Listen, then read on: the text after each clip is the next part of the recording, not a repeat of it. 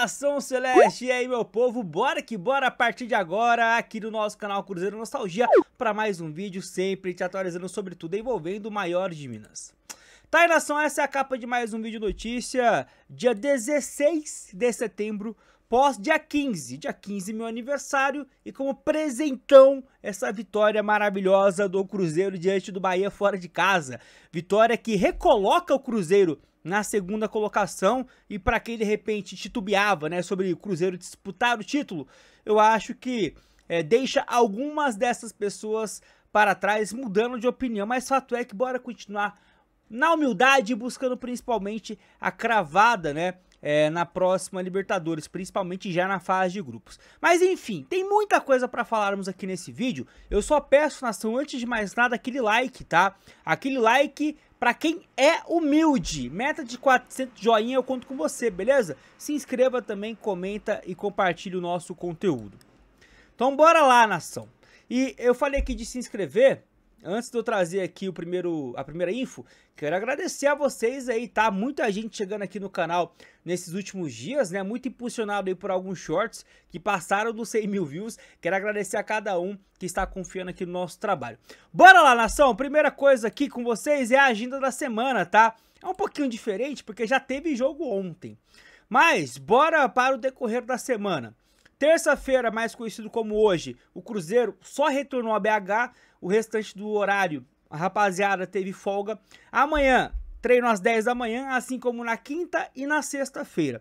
Sabadão, treino à tarde, às 4 da tarde, e no domingo, às 8h30 da noite, aquele horário horroroso, né? O Cruzeiro recebe o Red Bull Bragantino, é o próximo jogo do Cruzeiro. Eu gosto desse horário, porque eu consigo, por exemplo, né, ir no meu compromisso, no culto, às 6 horas, acaba às 8, eu consigo trabalhar e fazer meu compromisso com Deus.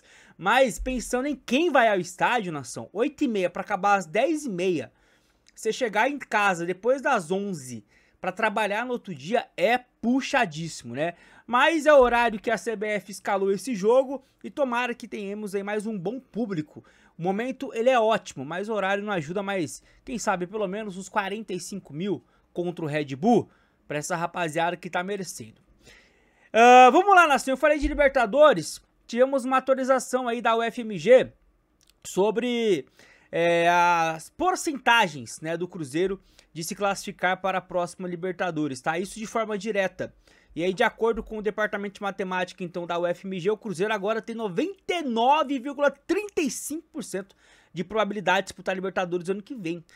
É quase, né, cravando aí que o Cruzeiro estará lá. Só não crava porque matematicamente ainda não está garantido. Mas, com a vitória de ontem, o Cruzeiro conseguiu abrir 3, 4 jogos para os seus concorrentes, né? Precisaria que o Cruzeiro tropeçasse nas 3, 4 próximas rodadas e times como Mirassol, Bahia, Botafogo, São Paulo conseguissem se aproximar ou passar do Cruzeiro. Então é uma vantagem considerável. Sobre o jogo de ontem, nação, um detalhe interessante, tá? Sobre esse golaço aqui do Gabigol, né? Essa paulada que é sempre bom rever, né? Que golaço. E cara, que bom que foi o Gabigol. Tem alguns jogadores que eu tô torcendo aí pra marcar. Um deles era o Gabigol, o Wanderson precisa de um golzinho também. Tem alguns jogadores ali até pra, né, conseguir continuar numa confiança, não apenas pelo que vem fazendo taticamente ou em alguns momentos, mas também, né, para aquela confiança do ego em si, né. Esse gol do Gabigol, nação, ele foi a 32 metros de distância do gol. E foi o gol com a maior distância do gol do Gabigol. É um trava-línguas, mas você entendeu, né? Nunca o Gabigol havia feito um gol de tão longe. Além disso, foi o chute onde geralmente 1 a cada 100 acerta. É a chance de sair gol a cada 100 chutes. Ou seja, é praticamente improvável, né? O Fabrício Bruno acertou um pouco mais próximo contra o Atlético há algumas semanas, né? E aí o Gabigol ontem, com esse gol, colocou o Cruzeiro aí com a vitória com os 3 pontinhos. E ainda sobre o Gabigol, eu tô trazendo aqui esse post do Hiller, que eu acho que demonstra um pouquinho a falta de, como é que eu posso dizer, de boa vontade com o Gabigol. Olha só isso aqui, nação. Hoje o Gabigol ele tem 7 participações em gols no Brasileirão, tá? são 5 gols e 2 assistências. Ele tem mais participações em gols do que o Yuri Alberto, do que o Flaco Lopes, do que o Cano, e a mesma quantidade de gols que o Memphis Depay, do que o Hulk, com a metade de minutos jogados desses jogadores, porque teve lesão do Memphis, teve lesão do Yuri Alberto, o Cano também teve lesão no início do campeonato, mas só que assim, rapaziada, o Gabigol ele é reserva, né? Então ele joga muito menos, mesmo alguns jogadores desses tendo se lesionado. E, como diz aqui o Hiller, né? Quem que a imprensa do Eixo geralmente gosta de criticar? Quem? Será que pegam no pé do Gabigol como pegam no pé, como poderiam pegar, por exemplo, no pé do Hulk, do Memphis, que ganha um salário muito maior do que o Gabigol, que é um salário exageradaço, concordamos com isso. Não pegam no pé, né? Não pegam. Mas enfim, né? O nosso reserva de luxo, ele tem sido efetivo. Não apenas, como alguns bobos costumam dizer, gols de pênaltis. Ele já tem feito alguns gols aí com a bola rolando e tem sido importante desde o início dele com a camisa do Cruzeiro. Deixa que os outros falam, porque a gente que sabe valorizar o que o Gabigol tem feito. E ontem, rapaziada, esses 3 pontos podem fazer diferença para tudo que o Cruzeiro vai disputar nesse Brasileiro até a 38ª rodada. E sobre o jogo ainda, nação, eu trouxe um short sobre isso, tá? Tanto é que eu não vou nem me alongar muito aqui.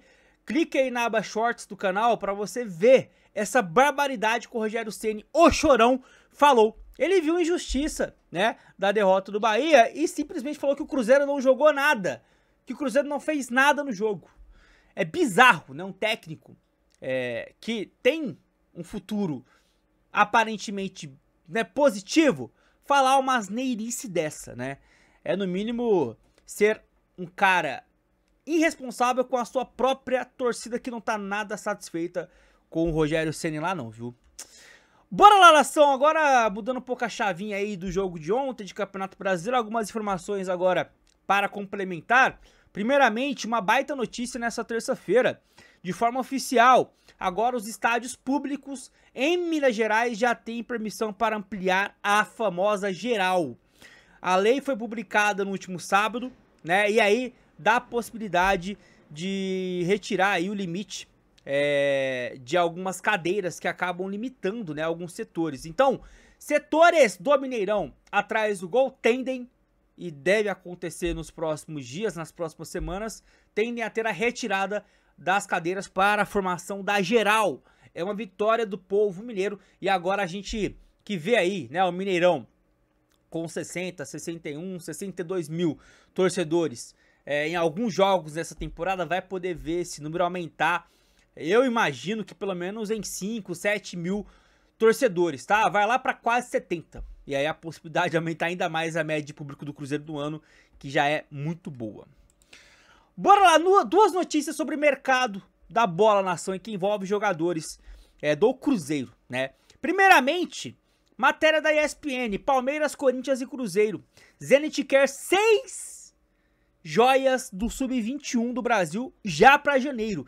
Tem alguns jogadores do Sub-21 que estão em alguns times do Brasil, que estão ganhando minutagem no profissional, que está no radar do Zenit da Rússia.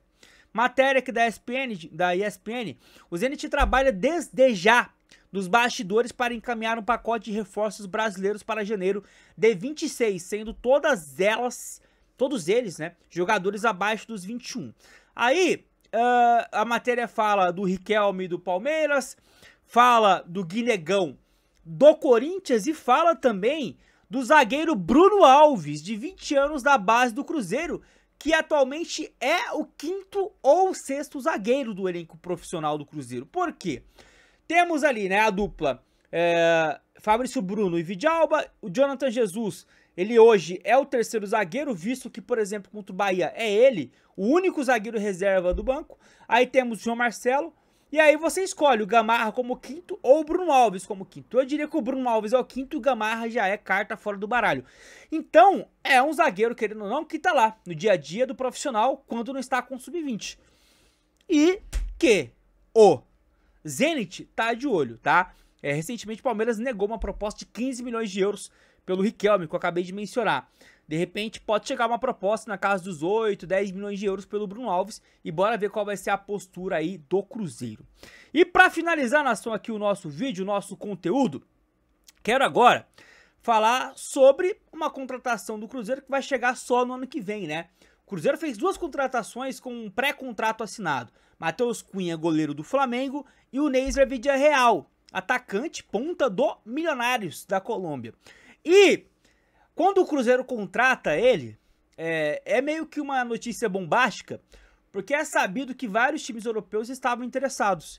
E aí vazou, né, digamos assim, esses times que estavam interessados, né? Informação aqui do pessoal do Goal dá conta de que, dentre os times que o Cruzeiro teve que vencer nessa disputa, na concorrência, estão Atlético de Madrid, Parma da Itália. Bom, dá pra dizer que o que foi apresentado, né, de projeto para o Neiser e aos seus empresários, de repente até familiares, foi algo que chamou muita atenção, né? E é um jogador com potencial bizarramente enorme. Pouco se fala porque é o Cruzeiro que fez a contratação. Se fosse algum time do eixo, estariam falando muito mais, até pela concorrência que se tinha. Mas fato é que é um jogador para médio prazo muito, muito interessante. Assim como o Arroio está se mostrando e o Sinisterra, que já é um pouco mais velho, né? Tem seus 25, 26 anos, também já demonstrou, inclusive fez seu primeiro gol ontem, né? Contra o Bahia. Tá lá então, nação, as notícias do Cruzeirão nesta terça. Se chegou até aqui, por favor, mais do que humilde, eu peço, deixa o like, não esqueça. E a partir daqui eu só posso desejar uma ótima continuação de dia de semana. Fique na paz do Senhor, até a próxima, viu? Eu fui. Tchau!